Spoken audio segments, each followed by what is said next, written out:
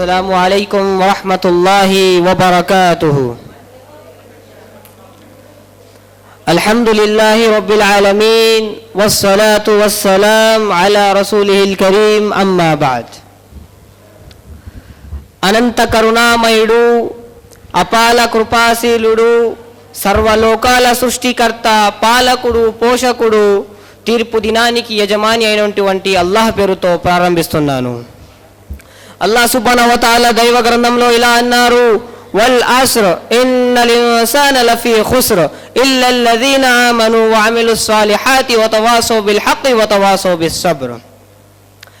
గౌరవనీయులు అయిన అధ్యక్షులు గారు, గౌరవ అతిథులారా, మరియు నా సోదర సోదరిమణులారా, ఈరోజు నేను మాట్లాడబోయే అంశం సమయం యొక్క ప్రాముఖ్యత. అల్లాహ్ మనిషికి ఇచ్చిన అత్యంత అనుగ్రహం ఏమిటి? ధనం కాదు, ఆస్తి కాదు, పదవి కాదు, అది సమయం. సమయం ఒకసారి పోతే తిరిగి రాదు. ధనం పోతే తిరిగి వస్తుంది, ఆరోగ్యం పోతే కొంతవరకు మరియు తిరిగి వస్తుంది, పదవి పోతే తిరిగి వస్తుంది, కానీ ఒకసారి కాలం పోతే, సమయం పోతే మళ్ళీ తిరిగి రాదు. అందుకే ఇస్లాం ధర్మం కాలానికి అత్యంత ప్రాధాన్యత ఇచ్చింది. అల్లాహ్ సుబ్హానహు వ తఆలా ఖురాన్లో ఇలా అన్నారు, వల్ అస్ర్ ఇన్నల్ ఇన్సాన లఫీ ఖుస్ర్ ఇల్లల్లజీన ఆమను వ అమిలుస్ సాలిహాతి వ తవాసౌ బిల్ హక్కి వ తవాసౌ బిస్ సబ్ర్. కాలం మీద ప్రమాణం, నిశ్చయంగా ప్రతి మనిషి నష్టంలోనే ఉన్నాడు. కానీ విశ్వాసం కలిగి మంచి కార్యాలు చేసేవారు, సహనం గురించి తాకీదు చేసేవారు మరియు సత్యం గురించి తాకీదు చేసేవారు మాత్రమే నష్టంలో లేరు. ఈ యొక్క వాక్యం మనకు స్పష్టంగా చెబుతుంది, ఎవరైతే తమ సమయాన్ని వృధా చేస్తారో వాళ్ళు నష్టంలోనే ఉంటారు.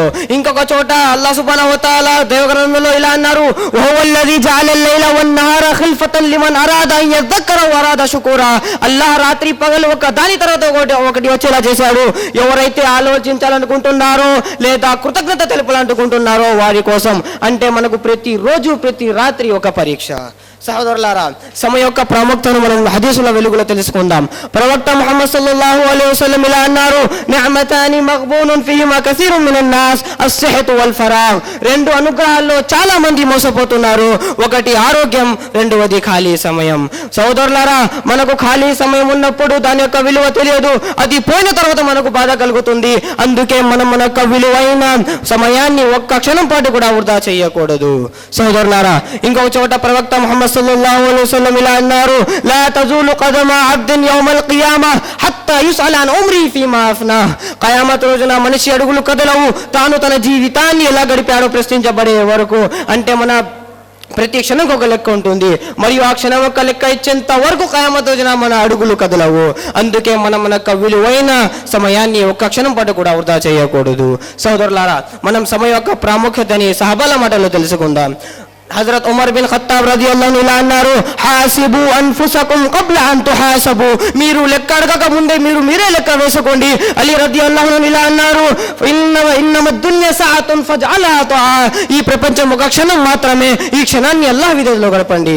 సహోదరులారా, మనం కాలాన్ని సమయాన్ని ఎలా వృధా చేస్తున్నాము? మొబైల్ ద్వారా, సోషల్ మీడియా